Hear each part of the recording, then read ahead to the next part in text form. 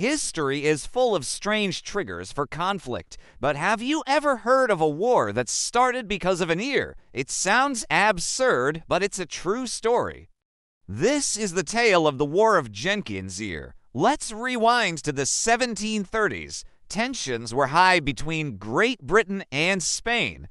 They were rivals for control of the lucrative trade routes in the Americas. British merchants, often acting as smugglers, were constantly clashing with Spanish coast guards, who were trying to protect their colonial monopoly. In 1731, a British merchant captain named Robert Jenkins was commanding his ship, the Rebecca, when it was stopped and boarded by the Spanish Coast Guard off the coast of Florida. The Spanish commander, Julio Leon Fandico, accused Jenkins of smuggling. The situation escalated, and in the confrontation, Fandico allegedly cut off one of Jenkins' ears. He then supposedly handed it back to him, sarcastically telling him to take it to his king and tell him what happens to smugglers. For 7 years, this incident was mostly forgotten. Jenkins continued his life at sea. But back in Britain, a political storm was brewing. A powerful opposition group in Parliament was looking for any reason to push for war against Spain, hoping to expand Britain's commercial influence and embarrass the Prime Minister, Robert Walpole, who favored peace. In 1738, they found their perfect propaganda tool, Robert Jenkins, and his severed ear. He was brought before a committee of the House of Commons. In a moment of high political drama, Jenkins reportedly presented his preserved ear, telling his shocking story of Spanish brutality.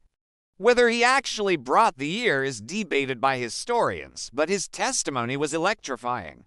The story spread like wildfire, newspapers printed sensationalized accounts, and the public was consumed with outrage. The story of Jenkins' ear became a symbol of national honor being insulted.